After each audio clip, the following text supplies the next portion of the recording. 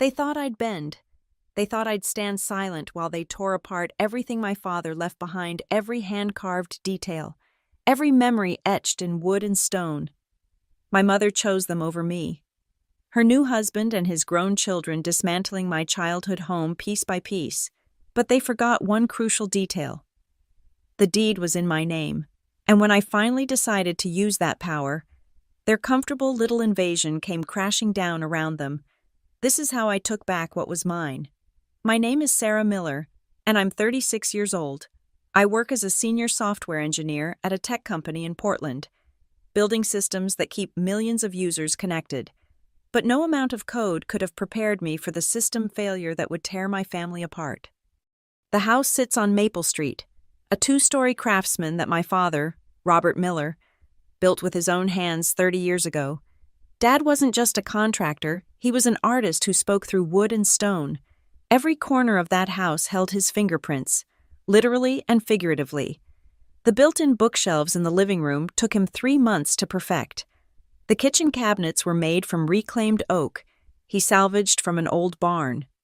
The workshop in the garage still smelled like sawdust and linseed oil, even years after his tools went quiet. Growing up, I'd spend hours watching him work, learning that true craftsmanship meant never cutting corners, never settling for good enough. He'd run his weathered hands along a piece of wood, feeling for imperfections invisible to the eye. "Sarah," he'd say, sawdust in his graying hair, "anything worth building is worth building right. That goes for houses and lives both." My relationship with my mother, Linda, was cordial, but never particularly deep. She was a practical woman who valued appearances and social standing. While Dad and I bonded over blueprints and building projects, Mom focused on her book club and church committees. We coexisted peacefully, like roommates who happened to share DNA. When Dad got sick, pancreatic cancer, swift and merciless, he called me to his hospital bed. His hands, once so strong and steady, trembled as he held mine. "The house is yours, sweetheart," he whispered, his voice barely audible over the hum of machines. "It's all in the will, every beam, every nail, every memory. Promise me you'll take care of it." I promised.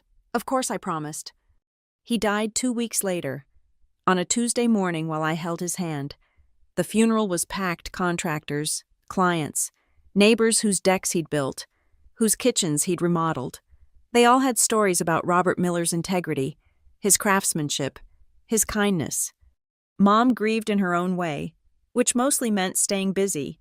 She reorganized closets, updated her Facebook status to widow, and threw herself into church activities. I grieved by spending time in Dad's workshop, running my fingers over his tools, breathing in the lingering scent of his aftershave mixed with wood shavings. The will reading was straightforward. Dad had been meticulous. As always, the house went to me. Along with his tools and a modest life insurance policy, Mom got their joint savings, her car, and his pension. She didn't contest, it seemed satisfied. Even, "Your father always said that house was really for you," she said, patting my hand. I never understood his obsession with it anyway. For a year, we maintained an equilibrium. Mom lived in the house while I kept my apartment downtown, visiting on weekends. I didn't push for changes, letting her grieve in the space they'd shared for so long. I thought I was being patient, generous even.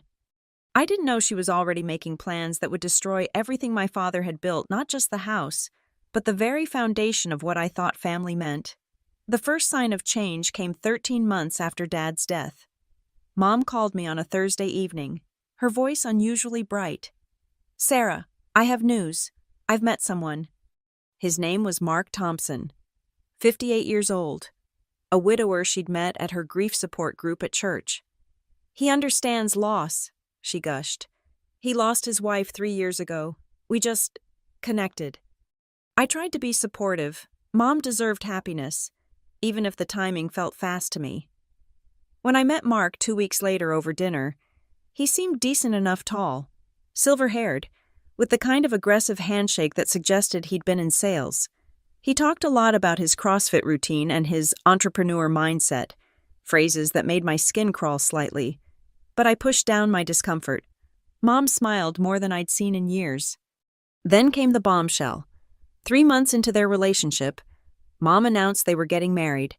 A month after that, she mentioned, almost casually, that Mark would be moving in, along with his children, just temporarily while they get back on their feet. His children. I set down my coffee cup carefully. Jason and Hannah, you'll love them. Jason's 32, a personal trainer. Hannah's 29, does interior design. They're both going through transitions right now. Transitions. That was one word for it.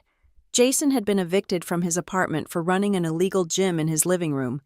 Hannah's design business had folded after multiple clients sued her for unfinished projects. But I didn't learn those details until later. The day they moved in, I wasn't invited. Mom said they needed space to settle. When I arrived that weekend, my key still worked, but everything felt different. Mark's massive protein powder containers dominated the kitchen counter. A pull-up bar hung in Dad's study doorway. Hannah's vision boards and fabric samples covered the dining room table where Dad used to spread his blueprints. But the workshop, that's where I felt the first real violation. Jason had already started his transformation. Dad's carefully organized tools were shoved into corners. His workbench, where he'd built my dollhouse when I was 7, was buried under weight plates and resistance bands. A goddamn mirror, was propped against the wall where Dad's pegboard had displayed 3 generations of Miller family tools. Isn't it great? Jason appeared behind me, drinking something green and thick from a shaker bottle. This space has such potential. I'm thinking rubber flooring, maybe some mirrors on that wall too. Turn it into a proper training studio. This is my father's workshop. My voice came out steadier than I felt. He corrected, grinning. Mark says you never use it anyway, living downtown and all. I found Mom in the kitchen, Mark's arm around her waist as she cooked something she'd rarely done when Dad was alive. Mom, we need to talk about the workshop. Oh, honey, she said, not even turning around. Don't be selfish. Jason needs a space to work. We're family now. Family. The word tasted bitter. Hannah wandered in, eyeing the built-in shelving Dad had spent weeks perfecting. These are so dated, she announced to no one in particular. I'm thinking we paint everything white, maybe knock out this wall to create an open concept. I know a guy who could do it cheap. You're not touching those shelves, I said. She rolled her eyes. God, Sarah, it's just wood. Mark said you're barely ever here anyway. Some of us actually live in this house. Mark stepped forward, his salesman's smile in full force. Now, ladies, let's not argue. Sarah, you have to understand. We're just trying to make the space more functional for everyone. Your mother agrees it's time for some updates. Mom nodded, avoiding my eyes. The house does feel stuck in the past, sweetheart. Maybe some changes would be good. That night, I drove home feeling like I'd been punched in the stomach, but I told myself it was just adjustment pains. Mom was happy. I could protect what mattered most. I still had control. I was wrong about all of it. 3 weeks later, I arrived to find a contractor's truck in the driveway. Inside, 2 men were ripping out the handcrafted oak moldings in the living room pieces Dad had spent an entire winter carving with grapevine and leaf patterns. Stop, I shouted. What the hell are you doing? The contractor looked confused. Lady, we're just doing what we were hired to do. The owner wants modern trim. I'm the owner. My hands shook as I pulled out my phone. And I didn't hire you. Mark appeared from the kitchen, casual as ever. Sarah, relax. Your mother and I decided the place needed updating. These old details are just dust collectors. Those are hand-carved. My father spent months. Your father's gone, Mark said flatly, and holding on to every piece of old wood won't bring him back. I'm doing you a favor, increasing the property value. The contractors stood awkwardly between us. Mark waved them on. Keep working. Guys, this is just a family disagreement. I called Mom immediately. She answered on the 3rd ring, sounding irritated.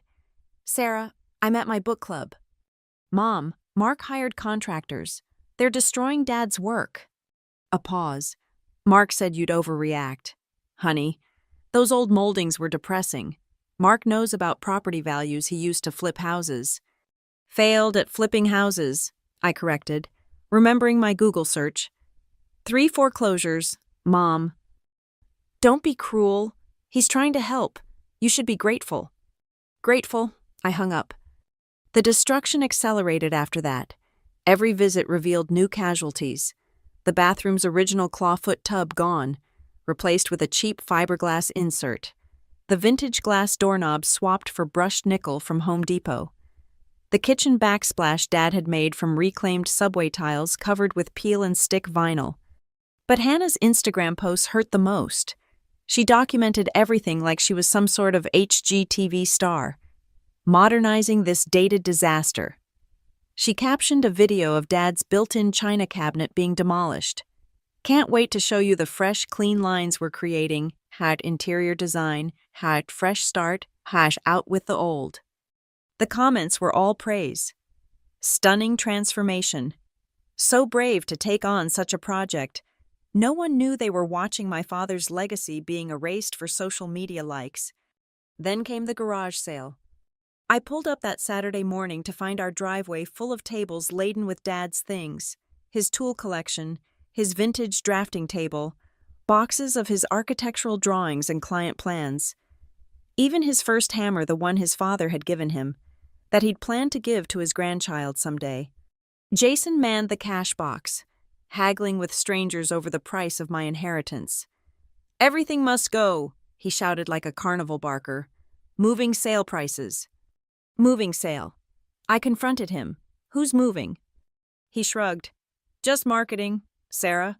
People buy more when they think you're desperate.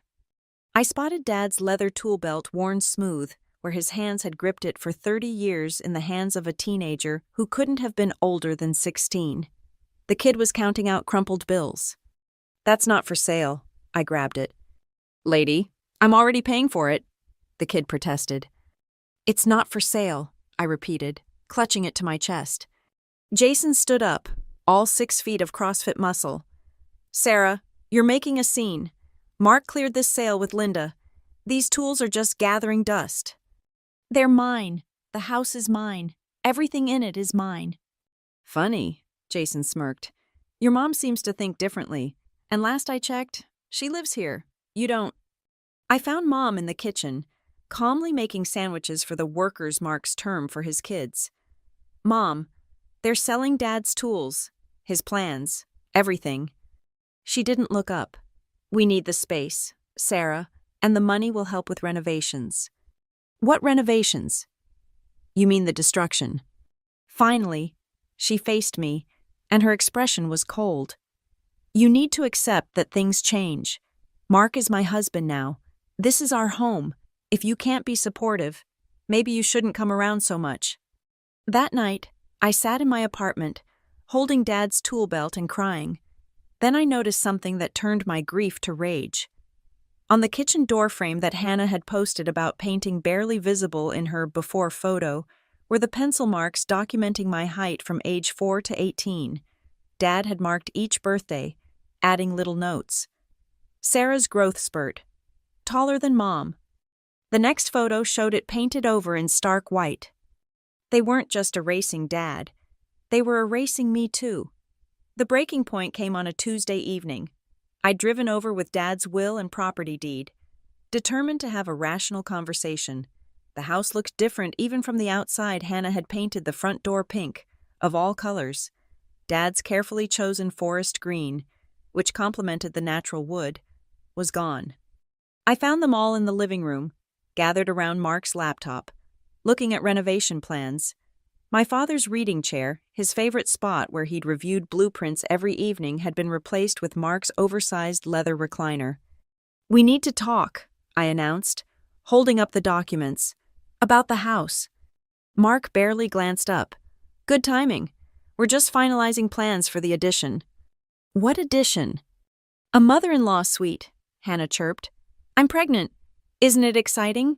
We'll need the extra space for when the baby comes. My stomach dropped.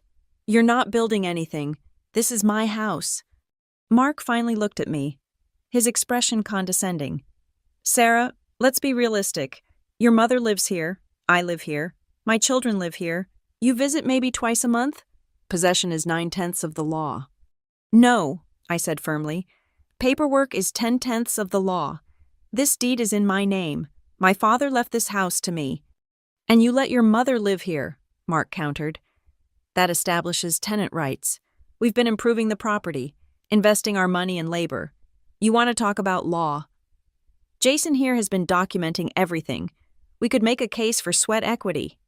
Jason held up his phone, smiling smugly. 3 months of renovation work, all photographed and time-stamped. My attorney says we'd have a strong claim. Your attorney? I almost laughed. You mean the guy who couldn't keep you from getting evicted? His face reddened. That was different. Children, please, Mom interrupted, but she was looking at me when she said it. Sarah, you're being unreasonable. We're a family. Families share.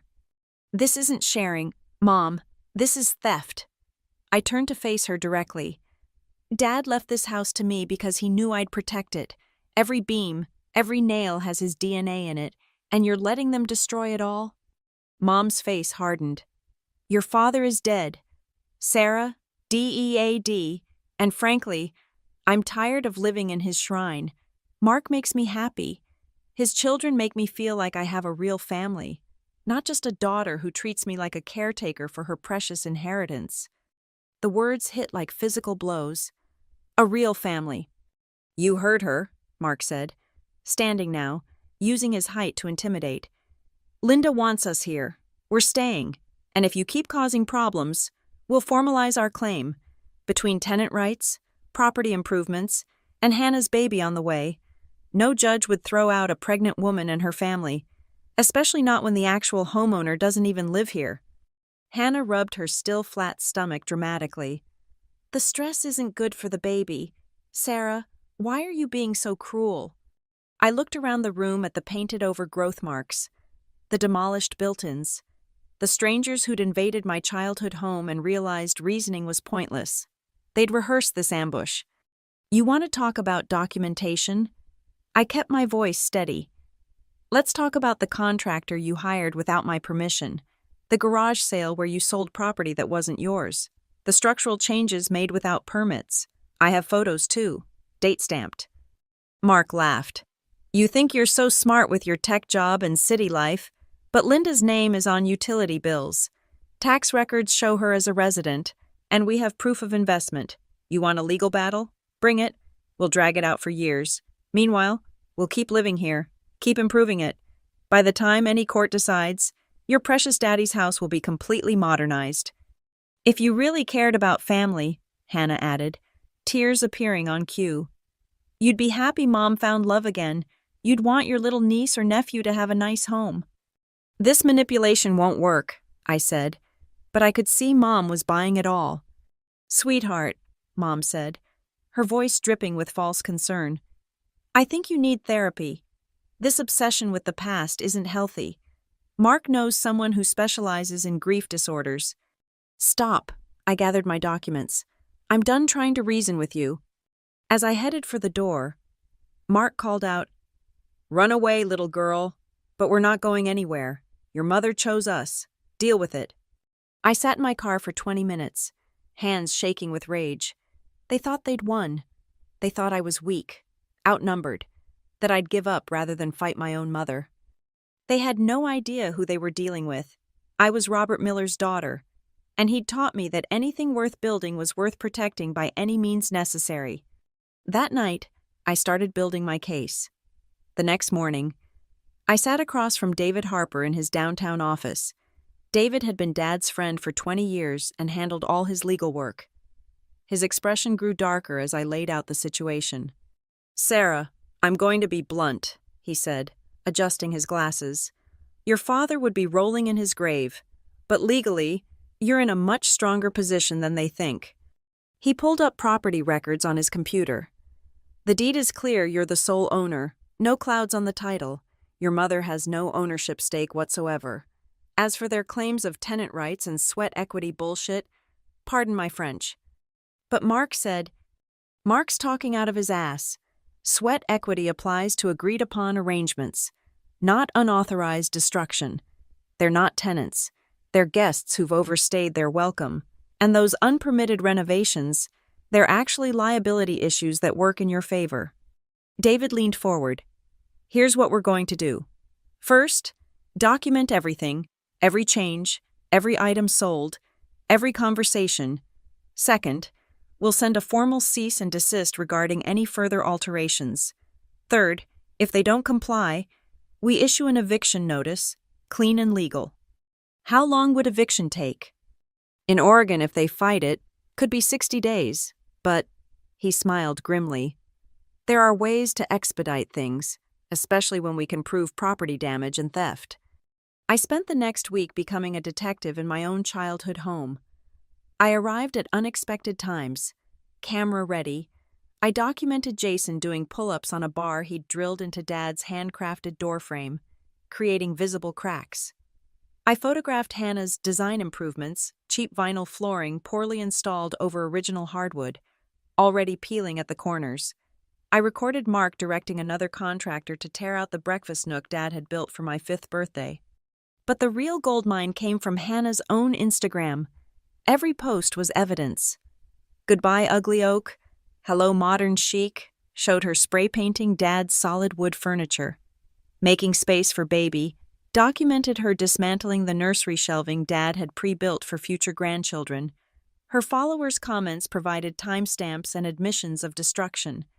I also hired a private investigator, expensive, but worth it. Within a week, he'd uncovered Mark's history: 2 bankruptcies, a fraud investigation in Nevada, 3 failed marriages. Jason had been fired from 4 gyms for stealing equipment. Hannah had a small claims court record longer than my arm. The financial piece fell into place when I met with my accountant. If you convert this to a rental property or sell it, you could claim losses for all the damaged historical features, she explained. Original craftsman details significantly impact value. Their improvements have actually decreased the property worth by about 30%. Perfect. Can you put that in writing?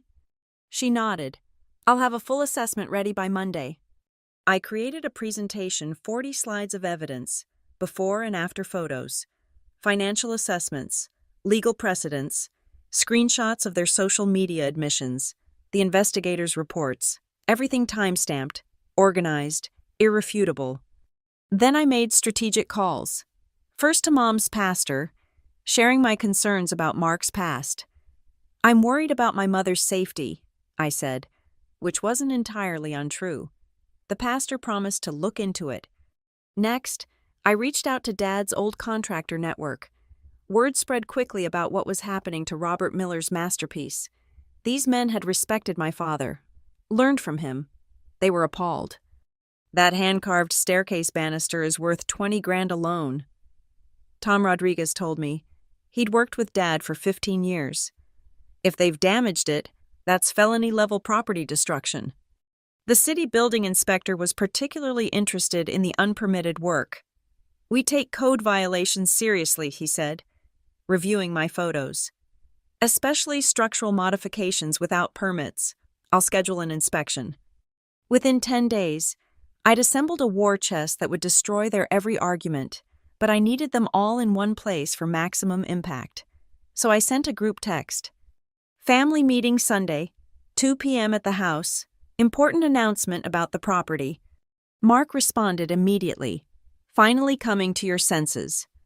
Hannah added, hope you're ready to be a supportive aunt. Jason just sent a thumbs up. Mom wrote, I'm glad you're ready to be reasonable, sweetheart. They thought I was surrendering. They assumed I'd cave to their pressure, their manipulation, their numbers. I spent Saturday night reviewing everything with David one last time. You sure you want to go nuclear? He asked. No coming back from this. I thought about Dad's workshop, now a CrossFit gym, his growth marks, painted over, his tools, sold to strangers, his legacy, being erased day by day. They went nuclear first, I said.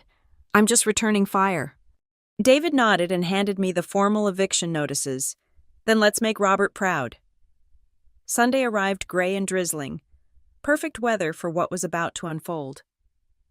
I arrived at 1:45 p.m. with David and my laptop. Mark had assembled his own audience, two couples from their church, Hannah's boyfriend, and surprisingly, Mom's sister Diane, who'd driven up from California. "Quite the crowd," I said, setting up my laptop to the TV. "We thought you'd want the family here for your apology," Mark said, lounging in Dad's spot on the couch. Community support is important when someone's struggling with mental health issues. Mental health issues. They'd already started crafting their narrative. "Actually," I said, connecting the HDMI cable, "I wanted witnesses." The room shifted uncomfortably. Mom emerged from the kitchen with a tray of cookies, playing hostess in my house. "Sarah, what are you doing?" "Showing everyone exactly what's been happening here." I clicked to the first slide, a photo of the house from Dad's funeral, pristine and loved. This was my father's life work, a master craftsman's legacy. "Oh, here we go," Jason muttered. The sob story. I clicked forward. The next slide showed Jason's Instagram post, tearing down the old man's junk to make room for gains, new beginnings, gym life. "That's taken out of context," Jason protested. "Really?" Next slide, a video of him ripping out Dad's pegboard, tools crashing to the floor, while he laughed. "Looks pretty clear to me." I methodically went through everything. Hannah's furniture destruction, Mark directing contractors without permits, the garage sale receipts items sold that totaled over $15,000 in value. "Where did you get those?" Hannah demanded. "Your buyer kept records. So did I." I clicked again. "Here's the building inspector's report. 17 code violations from your unpermitted work. Estimated fines $25,000. The church friends exchanged worried glances. Aunt Diane leaned forward, studying the screen intently.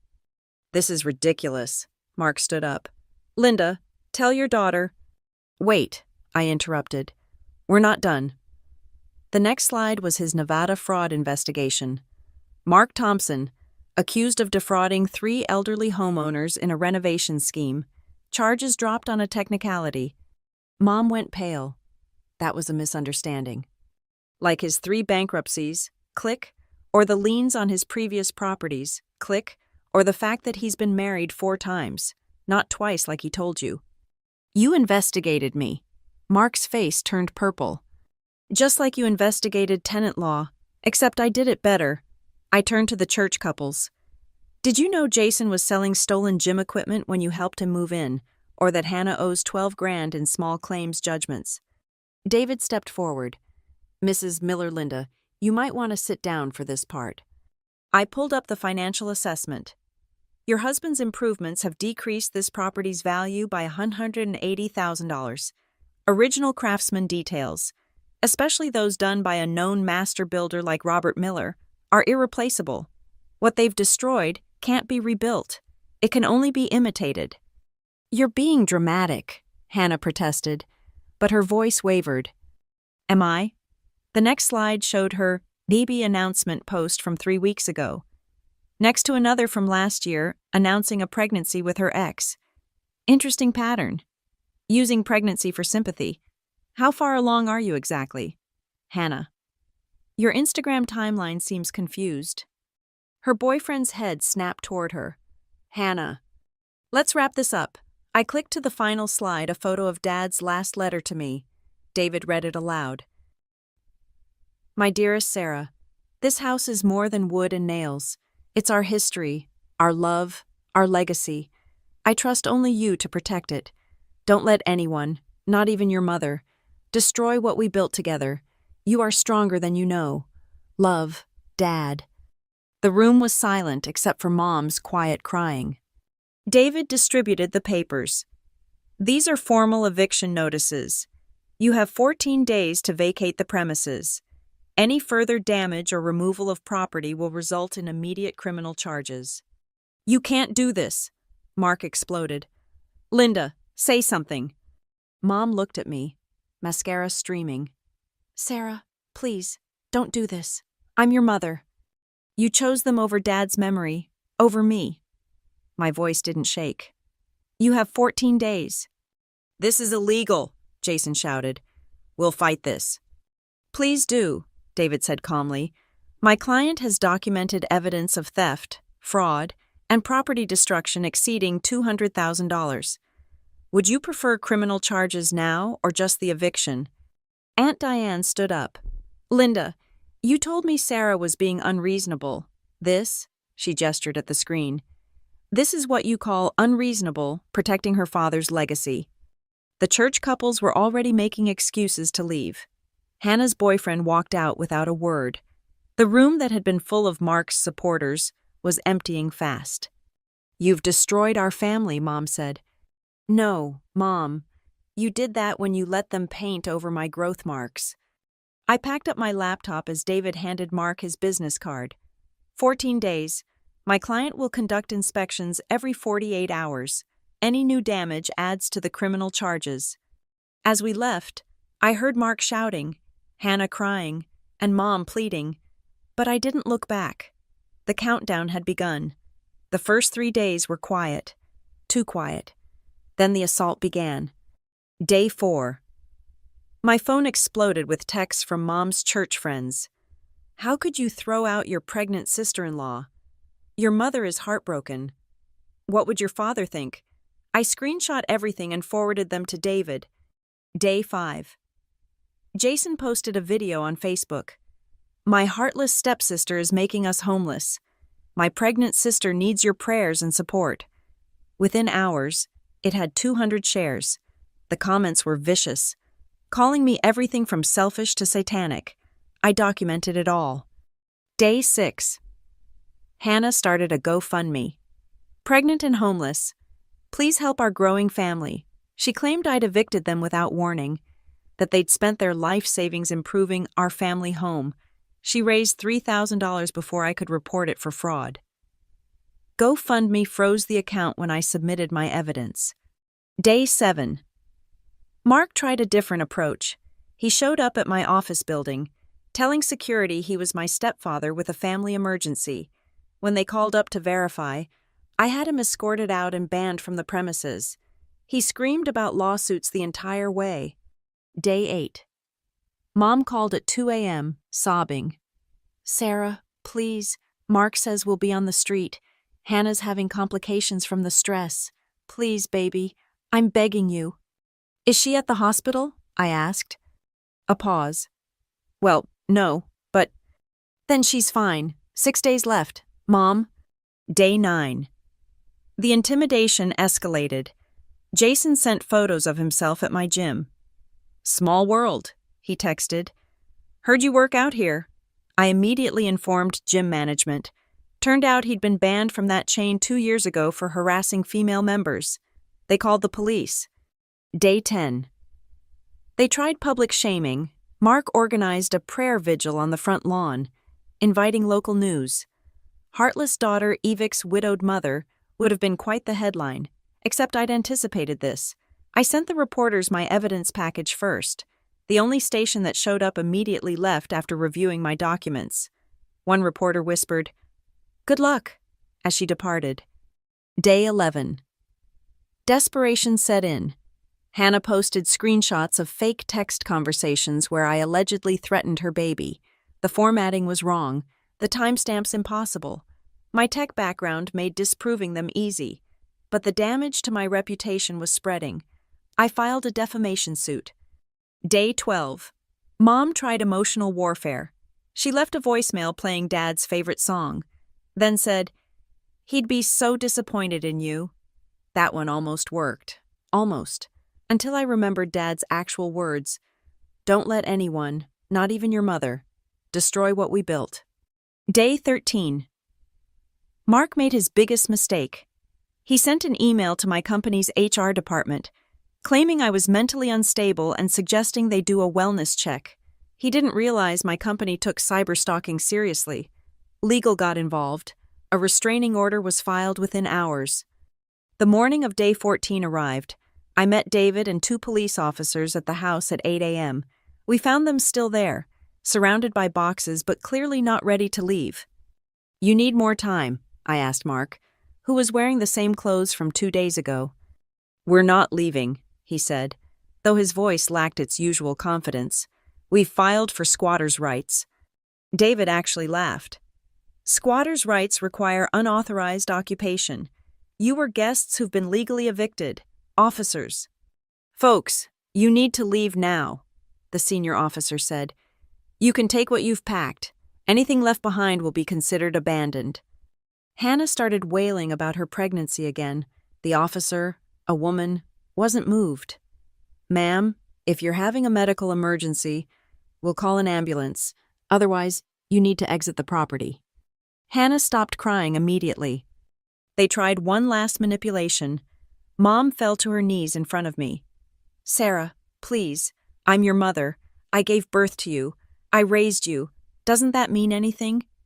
"It meant everything," I said quietly, "until you chose them over Dad's memory, over me. Your father would forgive." "My father would have never let them through the door." I stepped aside. 14 days are up. It took 3 hours for them to load their vehicles. Jason accidentally backed his truck into Dad's mailbox. I added it to the damages list. Hannah grabbed several items that weren't hers. I had receipts ready for the police.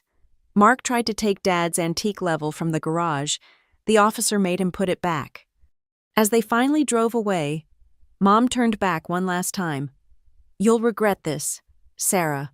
When you're alone with your precious house and bitter memories, you'll regret this." "The only thing I regret," I said, "is not doing it sooner." The street went quiet. I stood in my father's doorway, watching their cars disappear. Behind me was devastation: holes in walls, ruined floors, destroyed craftsmanship, but it was mine to restore. David patted my shoulder. "Your dad would be proud." I looked at the growth marks, painted over but still there. Underneath. I know, the house stood empty and wounded, but it was mine again. I walked through each room, cataloging the damage in daylight. The hardwood floors were scratched and stained. The walls had dozens of holes from Jason's equipment. Hannah's improvements were even worse up close. Cheap materials already peeling and cracking. They'd tried to erase my father, but they'd only revealed how permanent his craftsmanship truly was. Beneath their destruction, his bones of the house remained strong. I called Tom Rodriguez first. "How bad is it?" he asked. "Bad, but not irreparable. Robert's work never is. I'll bring the crew Monday." Over the next 3 months, Dad's old team helped me restore everything.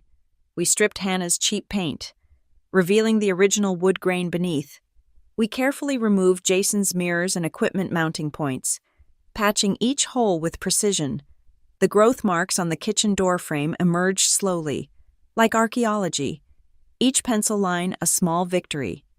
Tom found something remarkable when removing Mark's modern baseboards Dad had signed and dated his work behind them, little messages he'd left in the bones of the house. "Built with love for my girls. Ara M., 1994. Sarah's room. May all your dreams come true. Linda's kitchen, where love lives." Even now, gone for 2 years, Dad was still speaking to me through his work. Word traveled through Dad's network. Old clients stopped by with pieces he'd made for them, sharing stories. The mailman mentioned he'd heard Mark was living in a studio apartment downtown.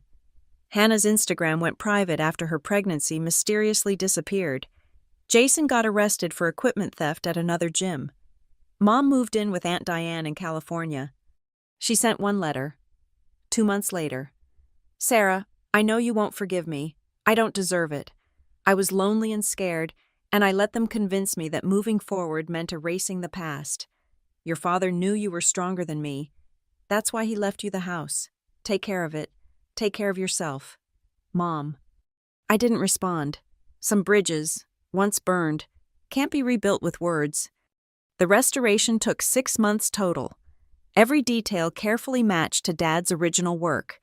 Tom and his crew refused payment for half of it. "Robert trained us," Tom said. "This is us saying thank you." The day we finished, I found a package on the porch. No return address. Inside was Dad's leather tool belt, the one I'd saved from the garage sale, and a note. "Your father would want you to have this. I bought it that day because I knew Robert Miller. He helped me rebuild after my divorce when no one else would work with my credit. I kept it safe, knowing someday it would find its way home. A neighbor. I hung it in the workshop, now restored exactly as Dad had left it. 6 months later, I moved back in, not because I had to, but because I wanted to. The house felt different now, battle-tested, scarred but stronger, like me. I kept some of the damage visible, one section of the workshop wall where Jason had mounted his mirrors. I framed instead of fixing, a reminder that some people will try to reshape your world to fit their needs, but you don't have to let them. The house is quiet now. I work from home 2 days a week, using Dad's old drafting table as my desk. The neighbors wave when they see me. Some remember the drama, others are new. It doesn't matter. What matters is that Dad's legacy survived. Last week, I started teaching a weekend woodworking class in the garage. Young people, mostly, who want to learn to build things with their hands. I show them Dad's techniques, his patience, his philosophy that anything worth building is worth building right. One student asked why I'd fought so hard for an old house. It's not about the house, I told her, running my hand along a beam Dad had salvaged from a 100-year-old barn. It's about protecting what can't be replaced. Some people think progress means destroying the past, but sometimes, the most progressive thing you can do is preserve what's irreplaceable. She nodded, not quite understanding yet, but she will. They all will, eventually. Every morning, I make coffee and stand in the kitchen doorway. The growth marks are visible again. Faint, but there. 4-year-old Sarah, permanently recorded in pencil lead. 18-year-old Sarah, ready to conquer the world, and now 37-year-old Sarah, who conquered something harder, the guilt of choosing a legacy over the living who would destroy it. They thought I'd bend. They thought I'd break. They forgot I was Robert Miller's daughter. And this house, it's still standing, still strong, still ours. Dad was right, I was stronger than I knew. Thank you so much for listening to my story. I'd love to know where you're listening from. Drop a comment below, and let's connect. If this story resonated with you, please subscribe to the channel and share your thoughts. Have you ever had to stand up to family to protect something important? I'd love to hear your experiences.